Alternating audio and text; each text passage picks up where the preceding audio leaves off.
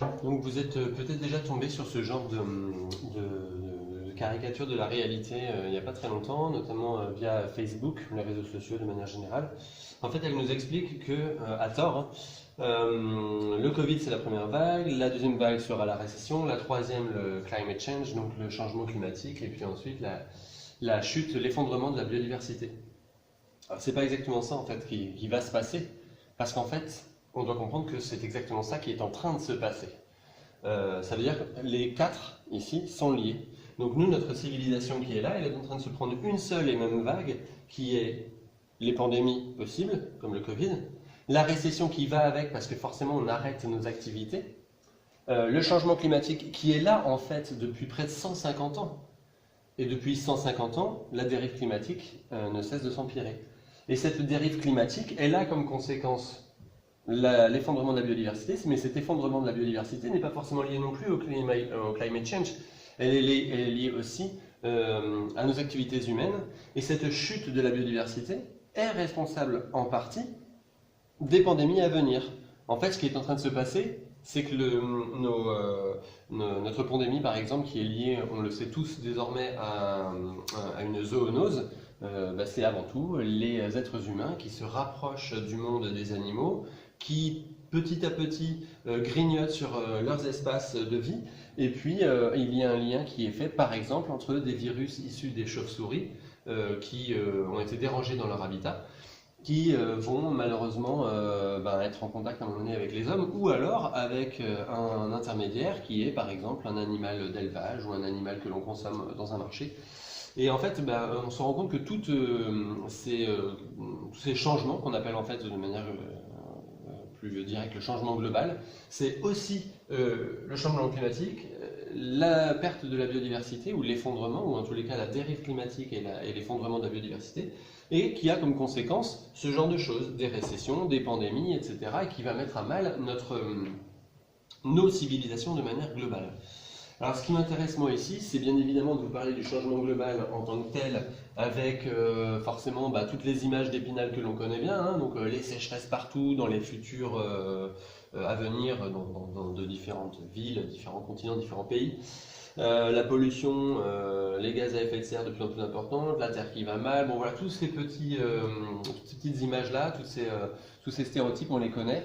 Alors il y a des choses qui sont vraies, des choses qui sont exagérées, des choses qui sont pires encore que ce qu'on ne pense, mais au-delà des symboles, au-delà des images, ce qui est intéressant, c'est de se rendre compte des causes, pourquoi on en est arrivé à des difficultés pour nos civilisations, hein, c'est pas la planète en tant que telle, c'est nos civilisations qui vont souffrir, c'est parce qu'avant tout, on fait énormément de mal à ce que l'on appelle nous la nature, mais qui est en fait la biodiversité de manière globale, le climat, les installations que nous-mêmes nous avons créées. Enfin, en gros, nous sommes en train, tout en valorisant, c'est ce qu'on appelle nous valoriser, vous savez, hein, construire quelque chose, fabriquer quelque chose qui rapporte de l'argent, ou améliorer le sort de certaines populations en faisant ci ou en faisant ça, mais qui a une conséquence derrière, ce qu'on appelle le revers de la médaille. Et ce revers de la médaille, il faut le comprendre. Il faut comprendre qu'il est, il est vaste, il est complexe, il est lié à une complexité de nos civilisations, et donc il est lié aussi forcément à des conséquences qu'on n'avait pas prévues au départ. Nous, on n'a vu que le côté positif. Alors, ce qui nous intéresse derrière, c'est de comprendre comment on en est arrivé là, et je reprendrai pour commencer cette conférence cette phrase-là que Aldous Huxley avait écrite il y a pas mal d'années maintenant, le fait que les hommes tirent peu de profit des leçons de l'histoire est la leçon la plus importante que l'histoire nous enseigne. Et justement, moi, en tant qu'historien, ça m'intéresse beaucoup de vous en parler parce que on se rend compte que ça veut dire qu'on ne retient pas les erreurs que l'on a fait dans le passé. On ne retient que les côtés positifs. On a amélioré le sort des populations à tel ou tel endroit. On a augmenté l'espérance de vie. On alimente mieux les gens dans certains pays et surtout chez nous en Europe occidentale par exemple. On a conquis la Lune, l'espace, les océans, donc peu importe, super. Mais on a oublié quelque chose, c'est ce fameux revers de la médaille dont je vous parlais tout à l'heure, c'est-à-dire par exemple le fait que au cours de ces années d'histoire, il y a eu énormément de catastrophes que l'on a engendrées, de difficultés que l'on a données à connaître à certains pays, à certaines populations. Hein, quand on parle d'esclavagisme, ou quand on parle de peuples amérindiens qui disparaissent, on comprend tout de suite que tout n'a pas été rose pour y arriver. Mais plus simplement, si on revient en arrière sur les grandes civilisations comme la Rome antique par exemple, qui a disparu, enfin, elle n'a pas totalement disparu. En fait, on a eu ses ancêtres qui ont perduré par la suite. Hein. Justinien, etc., par exemple, ont créé de grands empires par la suite. Et pourtant, ça repose sur les ruines de l'Empire romain. Cependant, ce qu'il faut bien savoir, c'est que si on a parlé à un moment donné de décadence romaine, d'invasion barbare, de chute de l'Empire romain, c'est parce qu'en fait, ces barbares, justement, qui subissaient des conditions météorologiques de plus en plus compliquées pour pouvoir se nourrir, pour pouvoir eux aussi se développer, ils se sont dit, on va peut-être aller plus dans le sud, voir s'il y a des choses plus intéressantes, voir si le climat est meilleur, voir si on peut développer l'agriculture. C'est ce qu'ont fait les Vikings également lorsqu'ils ont voulu à un moment donné parcourir les océans pour aller voir quel temps il faisait ailleurs et voir s'ils ne pouvaient pas améliorer les rendements agricoles dans certaines régions, dans certaines contrées. Alors il y a le côté effectivement idéologique, la volonté de se débarrasser d'un adversaire par exemple, pour le cas des barbares, mais il y a surtout la volonté d'aller chercher, pourquoi pas, de l'eau et un meilleur climat. Et là, les Romains ne l'ont pas compris. Donc, au moment où eux, ils se sont dit, notre civilisation est extraordinaire et on est arrivé à un apogée, et qu'ils avaient déjà des problèmes à régler en leur sein, il n'y a pas qu'une cause à la chute d'un empire, il y a au moins, en tous les cas, l'une d'entre elles, qui est par exemple le fait que des changements climatiques peuvent opérer et motiver des populations à bouger. C'est le cas notamment aussi pour toutes les migrations qui ont eu lieu en Mésopotamie. Vous savez que pendant très très longtemps, le berceau de l'agriculture, on a dit, c'est le croissant fertile, allant de l'Égypte le long du Nil jusqu'à l'actuel, on va dire Syrie, Irak, jusqu'au milieu de la péninsule arabique, on avait des conditions qui étaient plutôt propices au développement de l'agriculture. Ce développement de l'agriculture qui était lié par exemple au Nil, au Jourdain, ou encore au Tigre, à l'Euphrate, etc. Mais à force d'avoir trop tiré sur la corde, c'est-à-dire en gros d'avoir trop cultivé toujours les mêmes espèces, aux mêmes endroits, d'avoir essayé de trop aménager, d'avoir une population qui grandit énormément, à un moment donné, ça ne passe plus. D'accord ? Les rendements commencent à chuter et la population commence à être en difficulté. Alors il faut quand même quelques centaines d'années, voire un bon millier d'années pour que ça arrive. Cependant, ça arrive. Et on n'en retient d'ailleurs aucune leçon. Et ça marche dans plein de domaines. Hein. Vous connaissez tous l'exemple de l'île de Pâques avec tous ces gens qui ont probablement, en tous les cas, disparu parce qu'ils ont trop utilisé leurs ressources sur une île qui ne se régénérait pas assez vite, d'accord, dans le Pacifique Sud. Alors ce que Aldous Huxley nous dit, c'est avant tout faites attention parce que l'avenir il n'est pas forcément rose. Or, on le sait puisqu'on l'a vu dans le passé. Ça marche aussi pour les guerres, hein, d'accord ? On refait sans arrêt, on dit que l'histoire bégaye, on refait sans arrêt des guerres pour les mêmes raisons. Par exemple, les crises énergétiques amènent à des guerres. Là, actuellement, pour le cas spécifique de l'Ukraine, on sait qu'effectivement, il y a l'idéologie derrière, mais il y a aussi une volonté de s'emparer de certains territoires, territoires qui sont riches en ressources, en charbon ou autres, en aluminium, enfin voilà, ce que vous voulez. Mais c'est également la possibilité de s'emparer de terres arables, d'accord ? Alors oui, certes, il y a aussi un passé historique, une revanche historique et idéologique de la part de Poutine, mais il y a aussi, et ne l'oublions jamais, une volonté de s'accaparer les richesses de l'adversaire. C'était la même chose lorsqu'on a envahi la Pologne en 1939. La Pologne était intéressante, notamment pour, par exemple, les s'emparer de territoires, mais également de mines de charbon et autres. D'accord ? Donc en fait, c'est quelque chose d'assez commun. Alors le problème qui se pose, c'est qu'on a un monde qui, de nos jours, n'est pas viable, mais on s'inquiète seulement depuis quelques temps. Or, l'histoire nous dit que dès 1824, Joseph Fourier avait compris ce que c'était que les gaz à effet de serre. D'autres écologues, bien plus tard, dès les années 70, comme René Dumont en France, avaient compris qu'on courait à la catastrophe. Haroun Tazieff avait prévenu aussi pas mal de choses sur les effets du changement climatique qui sont liés aux gaz à effet de serre. Et on constate qu'on a continué comme si de rien n'était, et quand on continue comme si de rien n'était, à un moment donné, on atteint des limites. Et là, en l'occurrence, quand on regarde comment vivent les Américains, on se dit, voilà, l'empreinte écologique, c'est-à-dire la surface nécessaire pour pouvoir vivre décemment, pour pouvoir vivre tout court d'ailleurs, et les énergies nécessaires, ou encore tout simplement le mode de vie américain, qui soi-disant n'est pas négociable, c'est 5 planètes nécessaires si tout le monde consommait comme eux.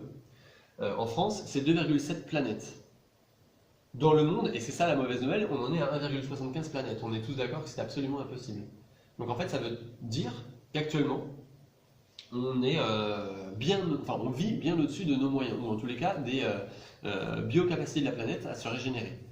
Et là, en l'occurrence, on va avoir un petit souci dans les années à venir, parce que si les États-Unis et la France ne veulent pas, la France, mais bien sûr plein d'autres pays, les pays occidentaux riches surtout, ne veulent pas diminuer très drastiquement leur consommation, leur mode de vie, leur manière d'envisager l'avenir, ben, l'avenir, justement, il ne sera pas rassurant. D'ailleurs, il n'est pas rassurant déjà, ce présent-là, donc je vous laisse imaginer ce que ça va donner par la suite. Alors justement, on va rentrer dans le vif du sujet.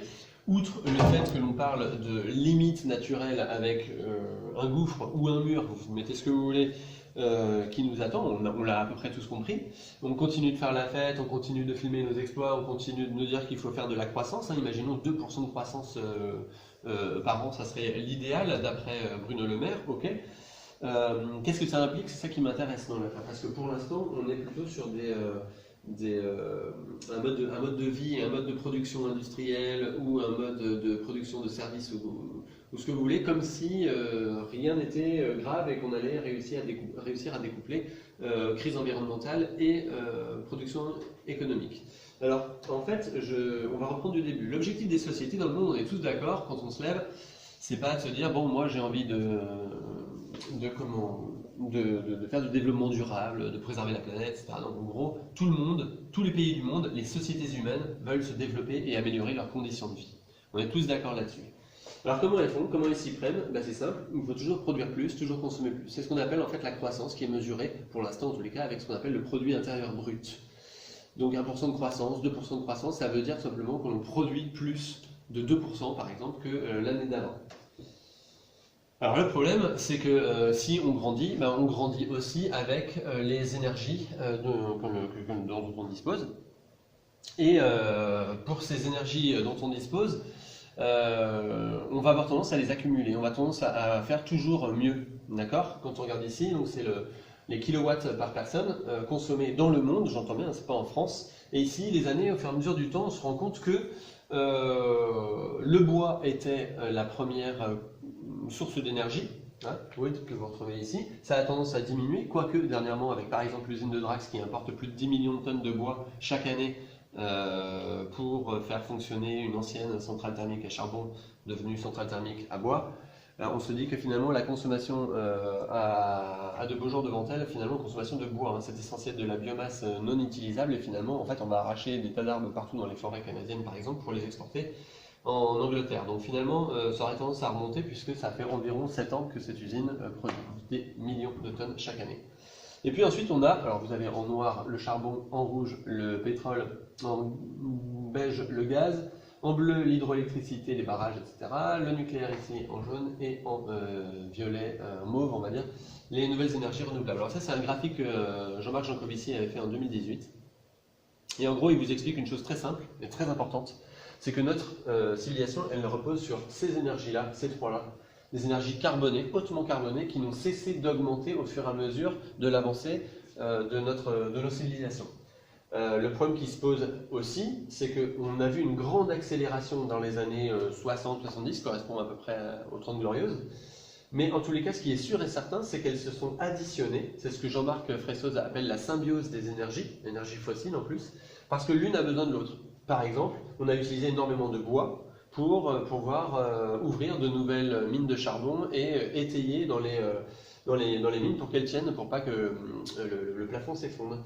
On a utilisé énormément de pétrole à un moment donné et on continue encore autant que faire se peut pour aller chercher par exemple du charbon parce qu'on ne va pas le faire à la main, on va le faire avec des machines et ces machines elles fonctionnent avec des énergies fossiles comme le pétrole.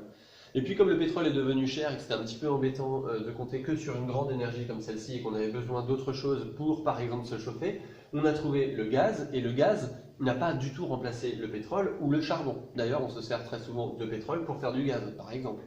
Et puis notre hydroélectricité, ben, elle est super, ça a permis ici de rajouter encore de l'électricité et ça ben, c'était plutôt bien joué au départ, même si ça inondait énormément de vallées et que ça posait des vrais problèmes pour pour certaines civilisations, pour certains écosystèmes. Mais en tous les cas, on ne s'est pas gêné pour aller au bout des choses et se dire, si je veux grandir, il me faut encore plus d'énergie. Et puis ensuite, on a eu le nucléaire, et puis les énergies renouvelables qui sont ici si peu, finalement, hein, c'est à peu près 1000 kWh par an par habitant, ça fait vraiment pas beaucoup.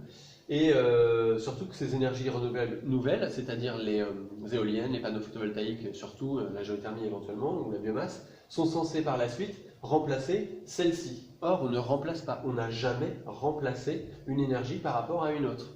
Jean-Baptiste Fressoz, encore une fois, l'historien, nous explique bien qu'en fait, le mécanisme d'empilement est à la base de notre société. Plus on en a, plus on grandit, plus on fait de la croissance. Si vous en enlevez une, ben, en fait, vous enlevez de la croissance. Ici, les énergies renouvelables se sont là aussi empilées aux autres. On n'est pas ici sur une volonté de remplacer les énergies fossiles par des énergies renouvelables. Au lieu, en fait, d'avoir 23 000 kWh par personne disponible par an, ben, on est passé à 24 000. C'est ça que ça veut dire. C'est exactement comme chez vous. Levez le doigt ceux qui ont un balai chez eux. Voilà, ben, levez le doigt ceux qui ont un aspirateur chez eux. Voilà. Donc en fait, tout le monde. Hein, on ne va pas jeter le balai parce que j'ai acheté un aspirateur. Et c'est exactement la même chose au bout du compte avec la voiture. Qui a un vélo? Voilà, donc tout le monde. Qui a une voiture? Voilà, qui a une moto? Voilà, donc il y a des gens qui ont levé plusieurs. Voilà, donc du coup, vélo, voiture, moto, vous n'allez pas jeter, d'accord? Vous empilez. Nous sommes des animaux accumulatifs, dit Jean-Marc Jancovici, il a bel et bien raison. Hein, on accumule des tas de choses. On ne jette pas. Et au contraire, on utilise les deux, voire les trois. Ben là, on fait la même chose avec les énergies. Ce qui pose un vrai problème, parce qu'au lieu de faire une transition énergétique que l'on devrait faire, on fait une accumulation énergétique. Les nouvelles énergies renouvelables, le nucléaire, nous permettent d'avoir plus d'électricité, donc de faire plus de croissance. D'accord? Alors qu'en fait, on comprend qu'il faudrait peut-être faire moins. D'accord? Pas que mieux, moins. Donc, le problème, c'est qu'on est à une époque où justement l'accumulation d'énergie nous a permis de voir grand, voire très très grand. On prend tout ce qu'on veut ici, hein, la population, c'est augmentation.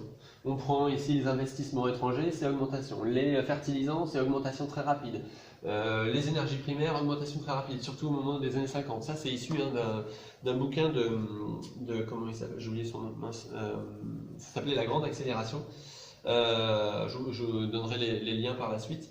Et dans lequel on montre plusieurs graphiques montrant que justement cette grande accélération dans les années à peu près 50-60, ce qu'on appelle les 30 glorieuses, c'est sans arrêt des sortes d'exponentielles, c'est pas tout à fait des exponentielles mais presque. Donc en gros, vous connaissez tous ces exponentielles désormais, hein, depuis le Covid, 1 contaminé en contamine 2, 2 contaminés en contamine 4, 4 puis 8, 8 puis 16, 16 puis 32, 32 puis 64 et ainsi de suite. Mais en fait on a fait ça nous aussi avec les énergies, avec les barrages, avec l'eau, avec le papier. Le papier, petite anecdote sympa, hein, 50% du papier qui est produit en Amazonie sert à faire du papier toilette, vous vous rendez compte? Avant le papier toilette, en gros, on avait besoin de 50% de papier produit par l'Amazonie en moins, par exemple. Le tourisme international, les télécommunications, bien sûr, ce sont des exponentielles extrêmement impressionnantes, sauf que le problème d'une exponentielle, c'est qu'elle ne peut pas avoir, elle n'a pas de limite. Elle n'a pas de limite, si elle n'a pas de limite, on a un problème parce que nous, notre planète et nos ressources ont des limites. Et à un moment donné, ça va s'arrêter. On ne peut pas aller jusqu'au ciel. En fait, si on continue ici l'exponentielle, à un moment donné, on va se retrouver comme ceci, et puis ainsi de suite. C'est pas possible. Et comme c'est pas possible, il va falloir trouver des solutions. Et les solutions, pour l'instant, on ne les trouve pas. Parce qu'on ne les cherche pas. On ne fait que accumuler des énergies pour faire plus. Toujours l'objectif, 2% de croissance. 2% de croissance par an, d'ici 2100, ça veut dire qu'on aura multiplié à peu près par 7, 8 selon les études, nos conditions de vie. Améliorer, donc multiplier par 7 nos conditions de vie, sachant que là, on est déjà arrivé au bout d'un système, je vous laisse imaginer. Et ça a quand même eu des conséquences plutôt positives. Hein. On a un monde meilleur, on a un monde neuf, plus organisé, perfectionné. J'ai mis un point d'interrogation parce que finalement, ça dépend de quel côté on se situe, comment on veut voir les choses. Parce que en fait, notre monde tel qu'il est, c'est avant tout un monde de machines, un monde où on va extraire de plus en plus et où on va faire en sorte que là où il y avait une forêt, ici on est en Allemagne, vous avez à la place une mine de charbon. Et vous avez des excavatrices géantes comme celle-ci. Vous voyez, hein, on voit des humains ici, on voit un bulldozer ici, on voit l'excavatrice ici. ben, elle sert à aller chercher de la lignite. La lignite, c'est un résidu de charbon qui est en surface, enfin en surface, qui n'est pas très profond. Et il faut en récupérer énormément pour pouvoir avoir des rendements très intéressants pour nos centrales à charbon, enfin pour les centrales à charbon allemandes. Et là, en l'occurrence, cette lignite, qui est un résidu de charbon, comme je le disais, du charbon, n'oubliez pas, hein, c'est né à l'époque du Carbonifère, il y a 350 millions d'années. 350 millions d'années, vous avez des énormes fougères de 3 à 4 mètres de haut qui en gros se cassent la figure à un moment donné, elles meurent parce que les conditions climatiques changent. Et puis la tectonique des plaques et la sédimentation vont faire leur effet et enfouir tout ça. Et avec la géothermie, enfin la chaleur de la géothermie naturelle de la planète, ça va fondre un peu tout ça et créer ou modeler en tous les cas ce qu'on appelle de nos jours le charbon. Et donc ce charbon, il est extrêmement utilisé partout dans le monde, hein. C'est l'énergie principale qui est utilisée, on l'a vu tout à l'heure sur le graphique. Et en Allemagne, on l'utilise encore beaucoup. Et notre pétrole, par exemple, il a permis de faire fonctionner des machines comme celle-là. Il a permis surtout de fabriquer ce genre de machines, ou ce genre de machines-là un peu plus petites. Le problème, c'est qu'on dénature tout, bien évidemment, pour pouvoir extraire, pour le cas de l'Allemagne, 23 millions de tonnes de charbon par an, de charbon ligniteux. L'un des pires qui puisse exister, puisque ça émet encore plus de gaz à effet de serre quand on le brûle que le charbon classique. Et puis on est toujours sur les machines, en gros, voilà, plus on avance, plus on fait perfectionner. N'oubliez pas que pour fabriquer ces machines-là, du fer, de l'acier, etc., ben justement, il a fallu utiliser du charbon et du fer. L'alliance des deux crée l'alliage qu'on appelle justement l'acier, et ça émet énormément de gaz à effet de serre, hein. On est entre 5 et 10% pour l'acier de gaz à effet de serre. Donc quand on parle des fonderies, etc., pensez avant tout qu'il s'agit de travail pour améliorer les conditions de vie, pour créer ce genre de machines, mais ça crée en même temps, en amont, énormément de gaz à effet de serre. Et puis on a aussi ce genre de choses que vous avez déjà tous vues. Le pétrole permet d'aller chercher du pétrole. Oui, parce qu'en fait, par exemple, là, vous êtes au Texas, on va chercher, alors on a des derricks ici qui vont pomper le pétrole très très profondément, mais pas tant que ça. Au départ, on allait chercher le pétrole quasiment au niveau à quelques mètres sous la surface. Et, des fois même, il effleurait le sol pendant les premières années. C'est un peu la théorie du pot de Nutella expliquée par Vincent Mignereau dans ses conférences, où il dit en gros qu'au début, le Nutella, on prend des grosses cuillerées et c'est facile et on y va et on se gave comme des malades. Sauf qu'à un moment donné, on arrive à la fin du pot et là on est en train de racler tout ce qu'on peut. Et justement, c'est ce qu'on est en train de faire. Après avoir pendant des années, par exemple ici au Texas, jusque dans les années 70, les États-Unis étaient premier producteur de pétrole au monde. Il a fallu aller plus loin ensuite pour aller chercher d'autres formes de pétrole parce que là actuellement on est au fond du pot. Et le fond du pot, à un moment donné, s'il suffit plus, il faut aller chercher d'autres choses.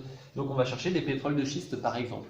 Tout ce que vous voyez, ce sont des trous dans lesquels que l'on a fait, qui ont duré entre 3 mois et 1 an d'exploitation, parce qu'en fait ils sont très très vite plus accessibles. On utilise ce qu'on appelle la fracturation hydraulique, donc on va creuser un trou à la verticale, puis à l'horizontale, on envoie de la flotte à très très grande puissance, ce sont des millions de litres d'eau, je crois que c'est je sais plus, alors ça se compte en quarantaine de millions de litres je crois, dans mon souvenir, je vérifierai.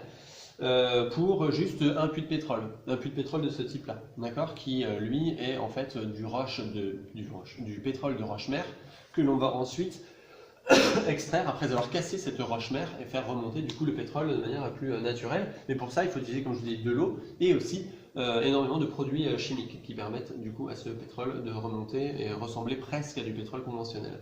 Alors le pétrole conventionnel, on a atteint la limite en 2005-2006 d'après l'Agence internationale de l'énergie.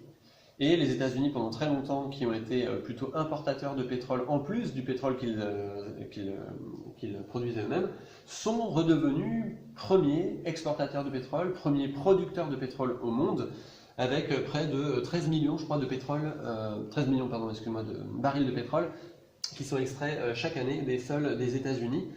Tous ces trous que vous voyez, donc du coup, c'est un nouveau trou tous les 3 mois à 1 an. Donc voilà ce que l'on fait, et puis quand on n'en a pas assez ou quand on ne peut pas utiliser des sols qui, on le sait, ont du pétrole de roche-mère, on va aller chercher les sables bitumineux, par exemple ici en au Canada, dans l'Alberta, ou encore en Alaska d'ailleurs aussi, toujours aux États-Unis. Le but étant d'aller chercher tout ce que l'on peut trouver parce qu'il y a urgence, parce qu'on ne peut pas se passer du pétrole, on est complètement drogué au pétrole. D'ailleurs, tout est pétrole ici dans cette salle, du sol à vos vêtements d'ailleurs s'ils sont synthétiques, ou encore à tout le plastique que l'on voit un petit peu partout, ou même ce tableau, ou encore même des feutres si j'en avais. Donc en l'occurrence là, tout est pétrole, donc il faut du pétrole. Et on ira chercher même le plus mauvais, même s'il faut pour cela détruire une réserve naturelle comme dans l'Alberta au Canada. Peu importe, l'idée c'est avant tout de produire de l'énergie. Parce que produire de l'énergie, on en a besoin. Ici, là, je vous remets encore, c'était pas mal, c'était le Chipourosé qui avait fait ça pour Jean-Marc Jancovici. Il montrait justement que l'homme produit énormément grâce à la machine. Par exemple, ici, bon, bah, vous avez 100 watts pour les jambes, 10 watts pour les bras. Imaginez-vous alors que si vous travaillez comme ça, que vous avez le champ qui est au fond là-bas en culture intensive qui doit faire au moins 2 ou 3 hectares, je pense. 2 ou 3 terrains de football en tous les cas. Bah, si vous voulez, retourner la terre, si vous voulez tout simplement avec votre bêche retourner la terre à la place d'utiliser un tracteur avec une charrue, vous en avez pour 4 ans de travail humain sans arrêter. 4 ans de travail humain, 4 ans. 4 ans avec votre bêche, on y va, clac, hop, on retourne la terre pendant 4 ans. 12 ans si on compte les heures de sommeil, les heures de pause pour manger, etc. Donc ça vous dit un petit peu ce que ça apporte, ceci.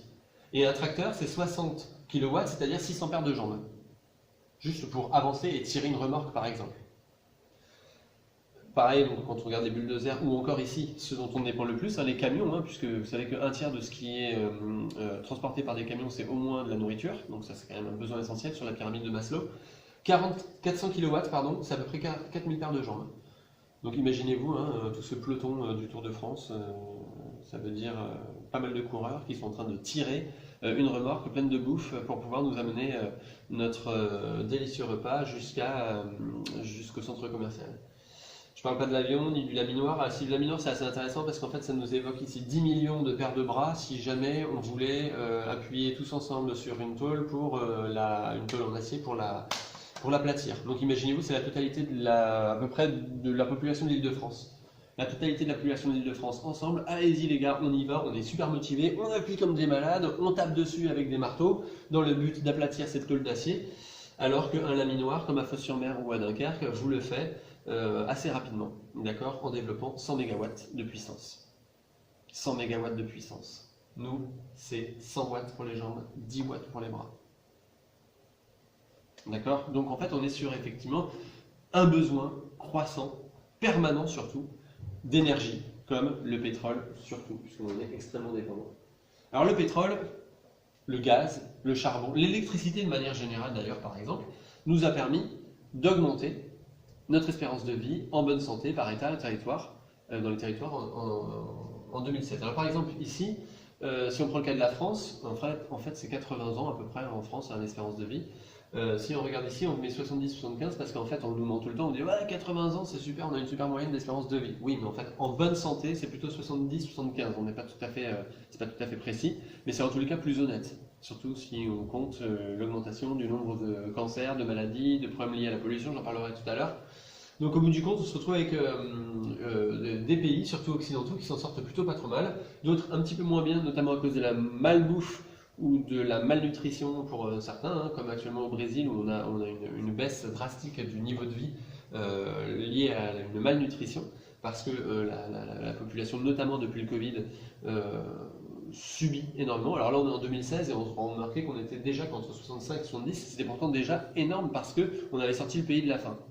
Mais en fait si on compte plutôt maintenant désormais les pays qui n'ont pas accès aux énergies, type pétrole, gaz, charbon ou encore aux énergies secondaires, c'est-à-dire celles qui sont fabriquées comme l'électricité, ben vous avez un exemple ici qui est très intéressant, ça s'appelle la Centrafrique. La Centrafrique sont à moins de 45 ans d'espérance de vie. Ils subissent la guerre, notamment pour des questions d'accès à certaines énergies ou à certains territoires ou à des sols ou ce que vous voulez. Or, au bout du compte, eux, c'est moins de 45 ans parce qu'ils se retrouvent avec des gens qui sont extrêmement pauvres et qui ne peuvent pas développer le pays parce qu'ils ne payent pas d'impôts, par exemple, dans ce pays, ou peu, parce que la pauvreté engendre la pauvreté et le mal développement. D'accord?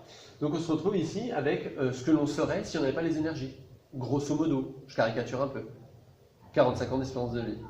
Donc c'est-à-dire en fait le niveau de vie que l'on avait, enfin l'espérance de vie que l'on avait avant la révolution industrielle, c'est-à-dire avant le 19e siècle. Pas d'énergie, Centrafrique. Avec en plus les guerres que ça engendre, puisque nous sommes beaucoup plus nombreux, on vient de passer à 8 milliards d'habitants. Et là, à cette époque-là, avant la révolution industrielle, on n'avait pas encore atteint le milliard. Donc on ne se tapait pas dessus pour des problèmes de ressources et autres. Et donc le pétrole, en fait, ça nous a permis, si on réfléchit bien, de pouvoir augmenter aussi au niveau agricole les rendements. Alors les augmenter, ça veut dire les augmenter pour de vrai. Hein. On voit bien une grande accélération là, dans les années 40-60, juste après-guerre en tous les cas, avec tout ce que l'on peut prendre comme exemple. Hein. Je sais pas, je vais prendre du coup le maïs, l'avoine, je sais pas, les patates ou encore les sunflower, je ne trouve plus mes mots, les tournesols, tout à fait, exactement. Et bien le vin aussi, hein, on voit qu'en fait toutes les courbes montent, et ça c'est lié en fait à l'utilisation de plus en plus d'engrais chimiques qui existent grâce en fait au gaz naturel, principalement du méthane. D'ailleurs c'est un vrai problème parce que ce gaz naturel il va créer par la suite aussi des pollutions sous forme de protoxyde d'azote. Je reviendrai un petit peu plus tard. Et ce protoxyde d'azote, il faut quand même d'ores et déjà savoir que c'est une potentialité de 250 fois supérieure en termes d'opacité, de récupération des rayons infrarouges par rapport au CO2. 250 fois supérieure aux capacités de réchauffement climatique du CO2. Donc c'est quand même pas rien.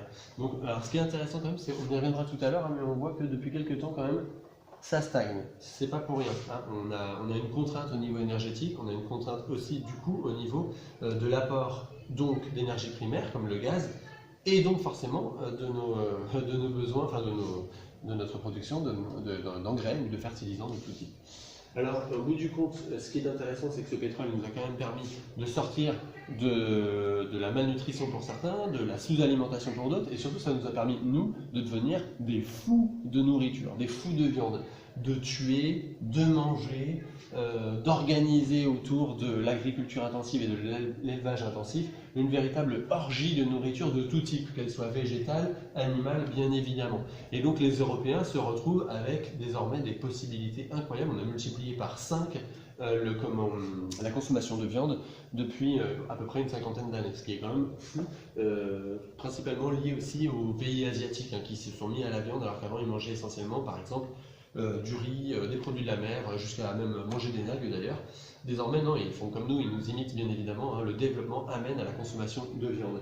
Ça a permis en tous les cas de développer des cultures culinaires totalement différentes, toujours à base de viande, des produits toujours plus gras, apportant son lot de maladies, avec les burgers par exemple. On voit l'obésité qui se développe de plus en plus aux États-Unis, ou encore ça a permis l'abondance totale. Ici, on est dans un supermarché, cette dame, elle a la possibilité, par exemple, grâce aux nouvelles énergies et à la société qu'on a créée autour de ces énergies, d'avoir de la lumière, d'avoir le prix qui apparaît sur chacun de ces petits écriteaux numériques, et puis de pouvoir choisir différentes marques en fonction de différents contenants, des différentes étiquettes. Et puis elle se dit que finalement la nourriture est moins chère dans les supermarchés. Alors les supermarchés c'est quelque chose de gigantesque que l'on retrouve dans de très très nombreuses communes.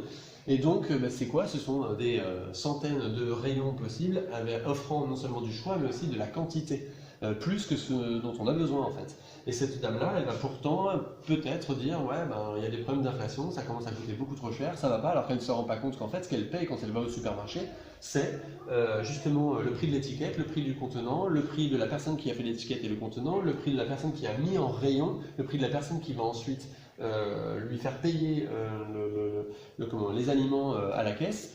C'est le prix du supermarché lui-même, du parking, de l'énergie qui est nécessaire pour faire fonctionner ces petits écriteaux, mais aussi la lumière qui fait qu'elle voit bien les belles couleurs. Et tout ça, en fait, c'est de l'énergie, hein, c'est du pétrole, c'est du gaz, c'est du charbon dans certains pays si c'est de la centrale thermique, du nucléaire chez nous si c'est de la centrale nucléaire, bien évidemment. Donc bref, tout est envisageable désormais pour les êtres humains, notamment pour les occidentaux, parce que ce n'est pas du tout le cas en Afrique. On s'offre une myriade d'aliments possibles, de quantités possibles.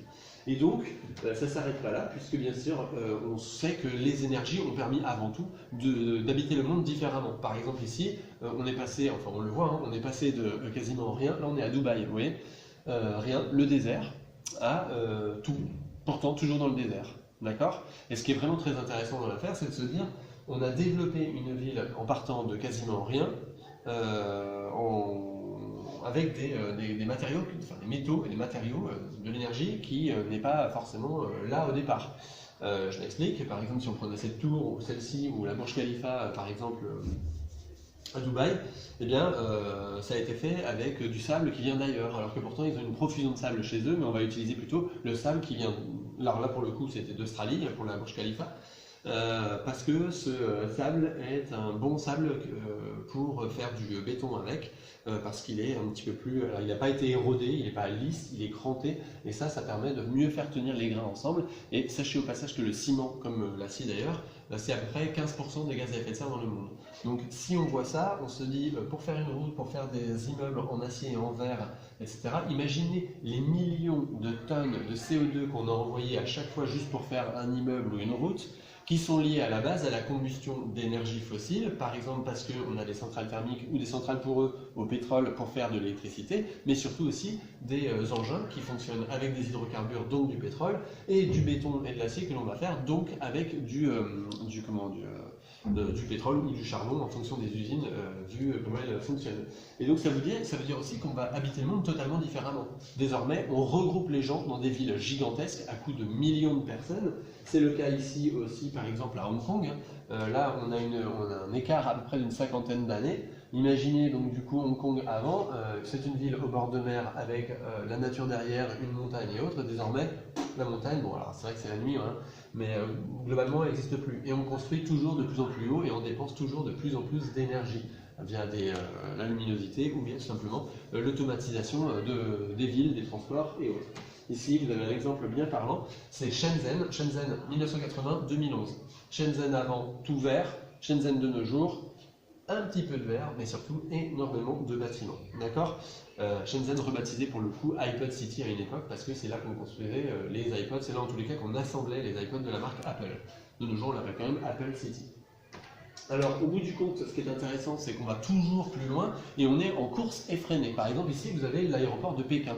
Eh bien, jusqu'en 2013, ils étaient très fiers, les Chinois, qui disaient, ça y est, on a le premier aéroport du monde, avec un nombre, alors je n'ai plus la statistique exacte, mais je crois que ça se compte en plusieurs dizaines de millions de passagers par an. Ils ont été dépassés l'année d'après, direct par l'aéroport d'Atlanta aux États-Unis.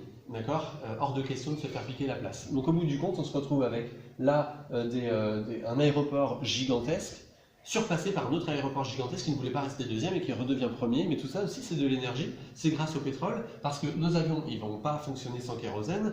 Et de la même manière, toutes ces pistes que vous voyez, ou ces aérogares ou autres, ils existent parce qu'on a fabriqué de l'acier, du ciment, du goudronnage, etc. Et tout ça, ben, c'est pareil, hein, c'est des énergies, énormément d'énergie, des cimenteries, en voulez-vous, en voilà, il y en a énormément du coup en Chine, et ben, c'est aussi du gaz à effet de serre, bien évidemment, il y a toujours un revers de la médaille, on va en parler un peu plus tard. Là, ben, c'est le cas de la France ici. Alors en France, ben, c'est un petit peu différent, nous, on n'a pas du gigantisme, certes, mais par contre, on a un réseau routier totalement hallucinant. Et encore une fois, c'est du goudron, ce goudron, c'est avant tout de la cimenterie, des millions de voitures. On pense à peu près qu'on a 40 millions de véhicules sur nos routes, hein, 40 millions de véhicules en France. Il va falloir penser à la transition énergétique. On a dit qu'on allait passer à 40 millions de véhicules thermiques à plusieurs millions de véhicules électriques. On verra si on y arrive d'ici 2035, mais en tous les cas, ce qui est sûr, c'est qu'on est censé réduire le parc parce qu'on va favoriser la voiture électrique et essayer de mettre pas mal de voitures thermiques ailleurs. Alors ailleurs, ça sera où? Moi, j'en sais rien. Qu'est-ce qu'on va en faire? Je ne sais pas.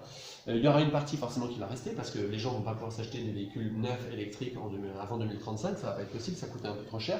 Et surtout, il va peut-être falloir penser aussi à réduire la voilure au niveau des routes. Alors, parce qu'en fait, on gaspille presque plus d'énergie finalement à les rénover ou à les entretenir qu'à les construire au départ. Donc en fait, on est en permanence en train d'utiliser des énergies et des matériaux ou des métaux pour fabriquer les voitures et fabriquer les routes et entretenir les routes et ainsi de suite. D'accord? Et ça a été rendu possible uniquement parce qu'on pioche sans arrêt dans les énergies fossiles. Parce que, alors je vous l'avais pas dit, mais quand on voit tout ça, on se dit, punaise, ces énergies fossiles quand même, ça commence à faire beaucoup. Surtout concernant le pétrole, et bien le pétrole pour le coup, sachez au passage que c'est 100 millions de barils consommés par jour. Pour vous donner une idée de ce que ça veut dire 100 millions de barils consommés par jour, Ça fait 100 000 km de haut si on les met les uns à la suite des uns sur les autres. D'accord? Imaginez une tour de 100 000 km. D'accord? Ça dépasse très très largement la station spatiale internationale où était Thomas Pesquet, hein, qui ne doit pas être à plus de 400 km au-dessus de nos têtes. On laisse réfléchir. Derrière, on peut aller plus loin dans le gigantisme. Ici, par exemple, vous avez le port de Yangshan à Shanghai, l'un des 4 ports de Shanghai. Celui-ci, où vous voyez toutes ces petites boîtes qui sont en fait de gigantesques boîtes, hein, ce sont des conteneurs qui nous apportent nos vidéoprojecteurs, nos ordinateurs, nos smartphones. Tout ce qui est là-dedans va être transporté dans de gigantesques cargos toujours plus grands, hein, ce sont des porte-conteneurs, on appelle ça, et ça fait 300-400 mètres de long, d'accord? Eh bien, imaginez que le port qui doit les accueillir ici, alors qu'on était sur une petite île avant de pêcheurs, eh ben, c'est grand comme la distance entre Saint-Sulpice-sur-Lèze à Toulouse, d'accord? Ou presque finalement Toulouse, et fin de Toulouse Nord jusqu'à Montauban Sud. Ça vous donne une idée de la taille des quais, des entrepôts, de la surface que prend ce pont, ce port. Et en parlant de pont, justement, sachez qu'ils ont été obligés de le relier forcément au continent par un pont qui est devenu désormais le plus grand pont du monde, à plus de 20 km de distance. Pas de distance, mais de long. Alors, il y a des théories hein, qui fonctionnent en neurosciences. Sébastien Boller, alors ça ne fait pas consensus, hein, mais en tous les cas, lui il dit par exemple, on a une idée de ce qui se passe quand même dans notre cerveau, parce que consommer à ce point-là, on se dit comment on a réussi à faire, alors c'est sûr, hein, on vous offre, on y va, on vous donne de la publicité, on y va, on vous donne la possibilité de consommer à tout va, pourquoi pas. Mais en fait, il explique lui que au-delà du néocortex qui est en fait la partie du cerveau qui permet d'avoir des projets, de mettre en place grâce à différentes aires présentes des idées, la mémoire, etc. Mais il dit que là, on a un petit endroit caché qui s'appelle le cerveau reptilien dans lequel il y aurait, c'est sûr et certain, quelque chose qui s'appelle le striatum. Et ce striatum, il va pouvoir vous envoyez régulièrement comme ça de la dopamine. C'est la même substance que l'on reçoit, qui est la substance qui donne le plaisir lorsque l'on fume. Par exemple, quand on est fumeur, on fume, ça fait un gros plaisir tout à coup. Et bien là, c'est un peu pareil avec le cerveau reptilien. Dans ce striatum, là, du coup, il vous récompense d'un petit shoot de dopamine à chaque fois que vous avez consommé quelque chose, chaque fois que vous avez fait plaisir, chaque fois que vous avez fait une action du type effectivement consommation, manger un aliment, parce qu'en fait, ça revient il y a très très longtemps à nos réflexes de j'ai pas beaucoup à manger, donc il faut que j'aie à manger, il faut que je sois tout le temps en chasse, et il faut que je consomme tout et tout de suite et beaucoup, parce que je ne sais pas quand est-ce que je mangerai bien la fois prochaine. Donc voilà, il y a des petites choses comme ça que lui il a mis en place, alors forcément, alors ça ne fait pas consensus, mais en tous les cas ce qui est intéressant c'est que ça vous donne ce genre de message qui ressemble beaucoup quand même à la manière dont on fonctionne dans notre société. Et donc impatience, urgence partout, un désir de chasse en permanence, alors la chasse devient la consommation du coup, toujours plus vite, plus lointain, plus rapide, là on pense à l'avion, les vacances, etc. Des limites qui n'existent pas, alors que forcément, justement, je me tue à vous dire qu'elles existent et on va en parler un petit peu plus tard. Bref, au bout du compte, le futur ne pèse pas lourd. Ça ressemble beaucoup effectivement à notre société et ce serait dû alors à une partie de notre cerveau, en partie. Bien évidemment, les neuroscientifiques et aussi surtout les professionnels de la pub, ils ont bien compris ce genre de choses et ils se disent il faut faire consommer les gens, le cerveau en principe devrait réagir, il y aura une volonté de consommer tout en regardant les voisins et en se disant j'ai pas ça, je le veux, d'accord? On est mis en concurrence du coup.